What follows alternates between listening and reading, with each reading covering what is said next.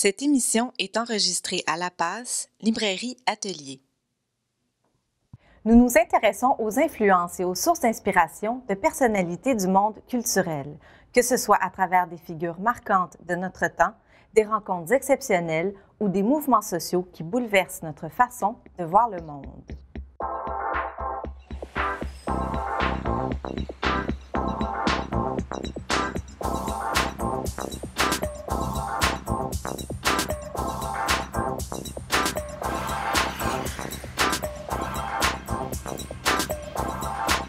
Nous recevons aujourd'hui Manuel Minault-Vézina. Manuel, vous êtes le directeur de l'atelier de typographie et de reliure et le fondateur de l'organisme La Passe. La Passe est d'ailleurs située dans la médiathèque littéraire Gaëtan Dostie qui nous accueille aujourd'hui. Merci d'avoir accepté notre invitation. Alors, je vous pose sans tarder la question qui nous intéresse aujourd'hui. De qui êtes-vous le contemporain? Je ne suis pas réellement le contemporain de la personne dont je voulais parler, mais je m'inspire beaucoup de Roland Giguère, en fait. C'est une grosse inspiration pour moi. Voilà. Et est-ce que vous vous rappelez votre premier contact avec l'œuvre de Roland Giguère? Est-ce que vous l'avez d'abord connu comme poète ou comme peintre?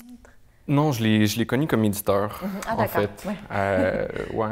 Au départ, grâce à ce lieu, en fait. Donc, c'est au contact des œuvres de Herta, la maison d'édition qui a fondé puis qui a dirigé, dans le fond. Puis bon, c'est sûr qu'à travers Herta, on commence à connaître le poète, tout ça, le graveur, l'illustrateur, le peintre. Mais je me suis beaucoup plus intéressé justement au métier d'éditeur de Giguère, puis à son parcours d'éditeur finalement, qui est inévitablement lié à la poésie et à la peinture, mais c'est vraiment au niveau de l'édition que je m'inspire. Ça a été votre contact avec l'œuvre de Giguère. Donc en 1949, et vous le disiez, il fonde les éditions d'art Herta.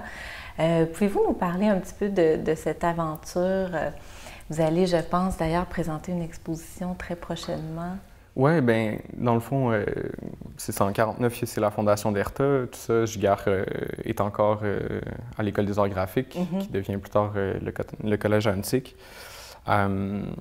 Puis nous, dans le fond, ce qu'on veut faire là, avec l'exposition, puis tout ça, c'est démontrer assez formellement que, bon, Giguère inaugure l'édition d'art au Québec, mais pas nécessairement l'édition d'art comme on l'entend aujourd'hui, c'est-à-dire des livres très luxueux, à très peu d'exemplaires, en grand format, sur beau papier, habituellement. Giguère va beaucoup répéter, en fait, que Herta, au départ, c'est des chutes de papier, c'est des retailles, c'est des erreurs, c'est des essais.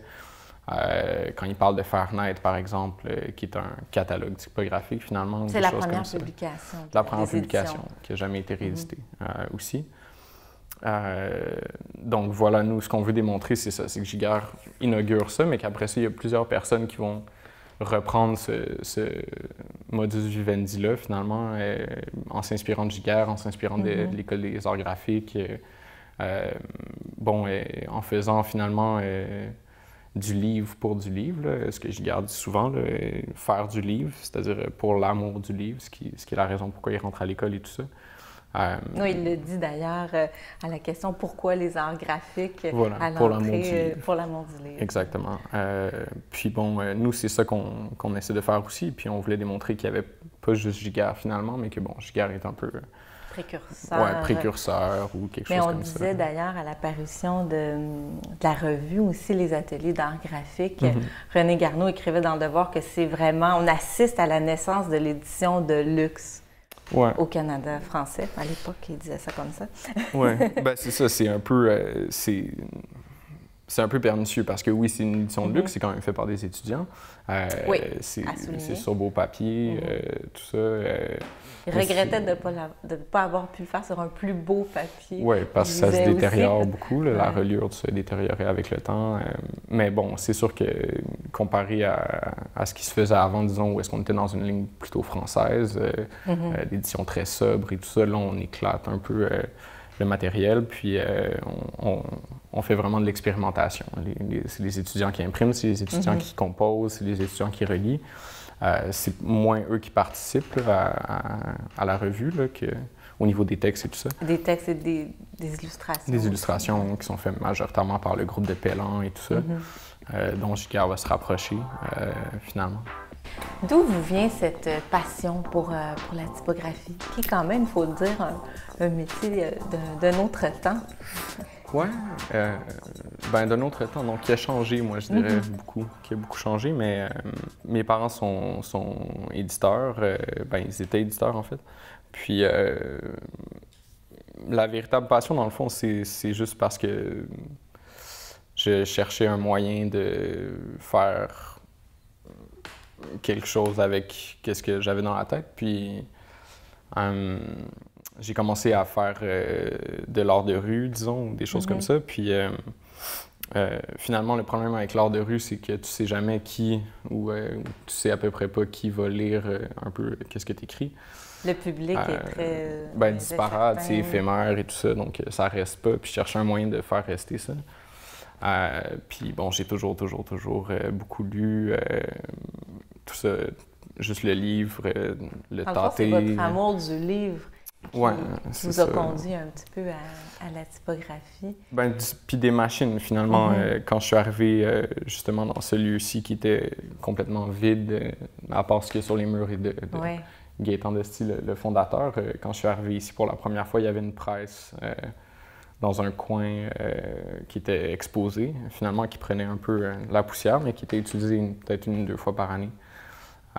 Puis bon, je l'ai nettoyé,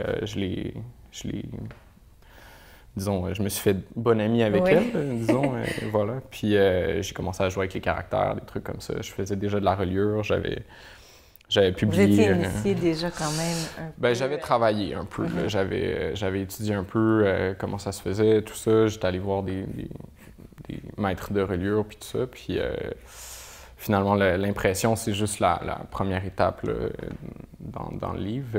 Il y a l'écriture, après ça, c'est l'impression, mise en page, tout ça.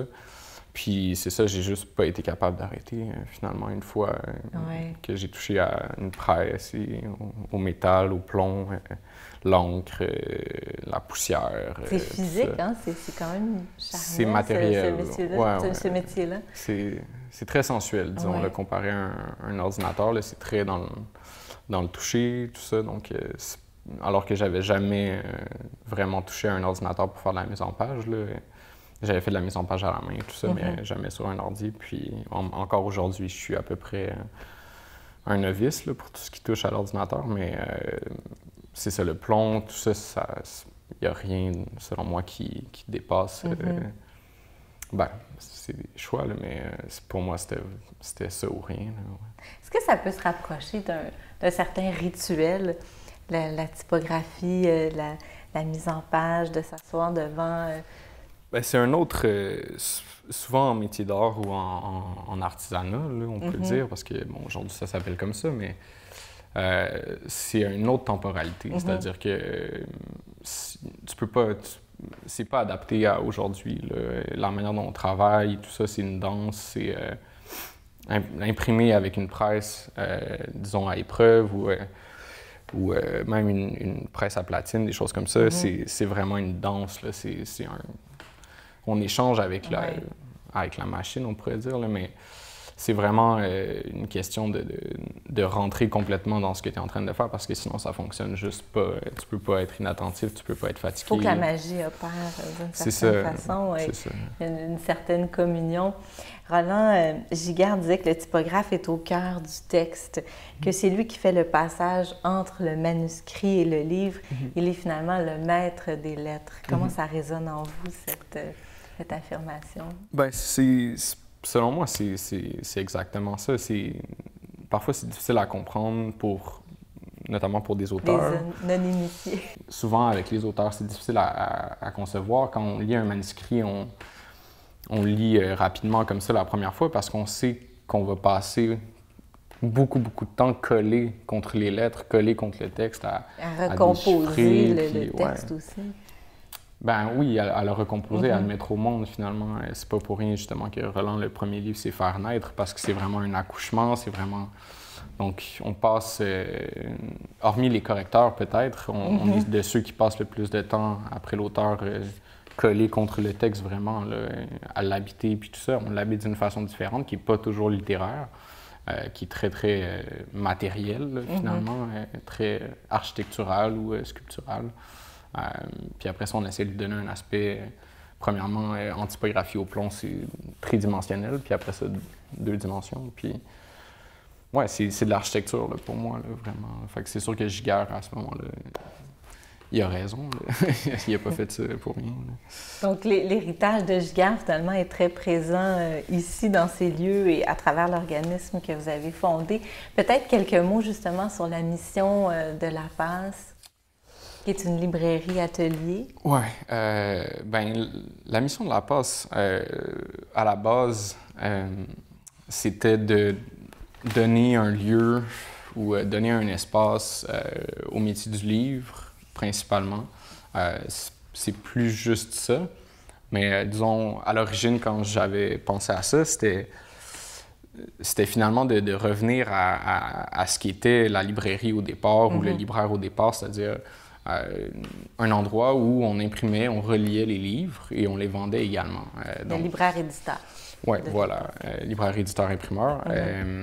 Ce qui était une vision, bon, disons, du 18e siècle, mais toujours est-il que dans la conjoncture actuelle, avec ce qui se passait dans les métiers de l'édition, puis tout ça, moi, c'est la seule avenue qui me semblait possible, puis la seule avenue qui me semblait, disons, favoriser mon développement ou favoriser le développement de ce que je voyais avec La Passe. Puis il y avait une communauté d'écrivains, de jeunes écrivaines qui semblaient avoir envie que ça existe. Fait qu'on l'a fait, puis voilà. Puis on est allé chercher des personnes pour animer, tout ça. Puis Parce que vous faites, en fait, vous proposez des ateliers.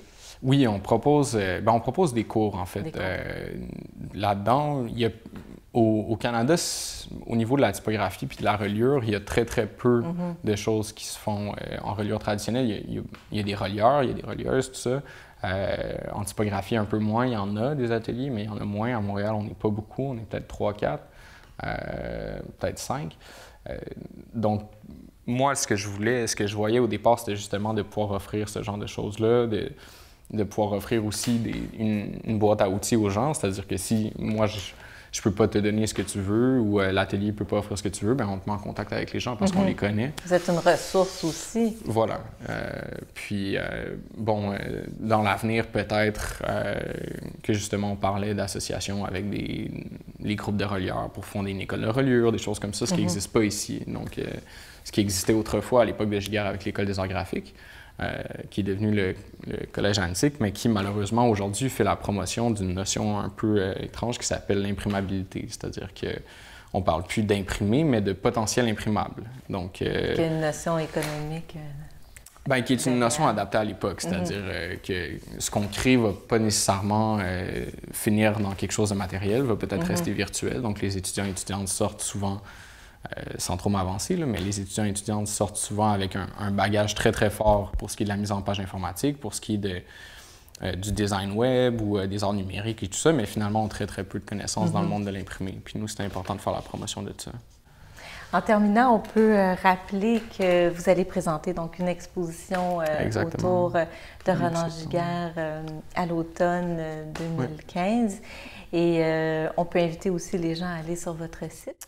La Passe propose une programmation.